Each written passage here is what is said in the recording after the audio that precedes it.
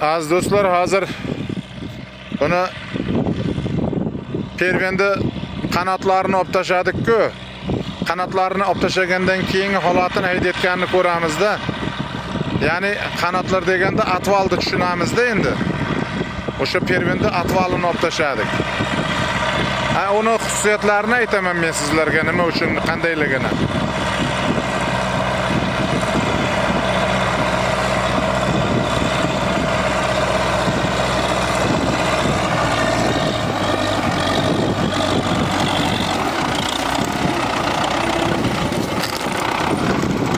Bu Doniyor ukamiz bu. Nargisi Otabek.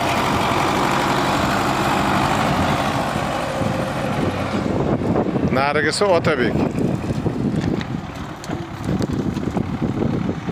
Mana Otabek kelyapti hozir.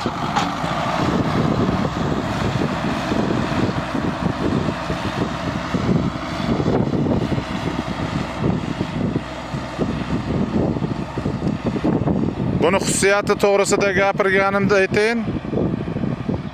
Hozir buni shu sug'orish payti, sug'orish kelganda, ana shu ikki tomondan qo'yganda suv tagigacha saqlab borish xususiyatini aytib o'tmoqchi edim.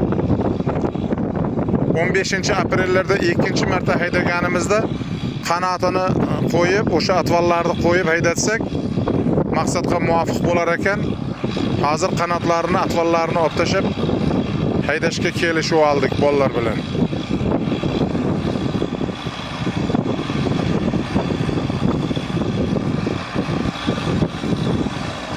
Hozir yontaqlarni ham ildiz-pildizi bilan qo'parib tashlayapti, xudo xolasa.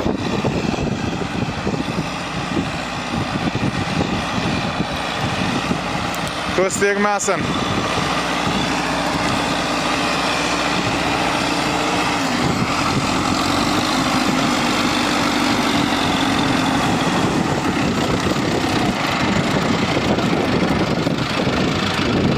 Mehnati halol.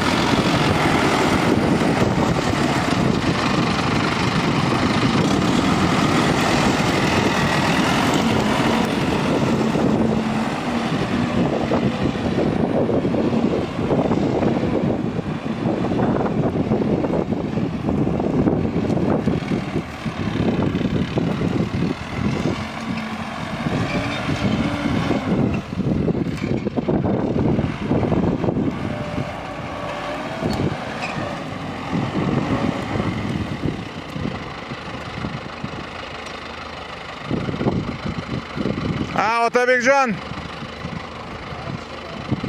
Baraka top, rahmat. Keyin mana shu boshidan ham yurib yerasizlarda, ikki tomonidan. Boshidan yurib tashlaymiz. Suv tarashda yaxshi haydalib nima bo'ladi? Baraka topinglar, charchamanglar. Ko'p yashanglar, Xudo umrlaringni baraka topinglar.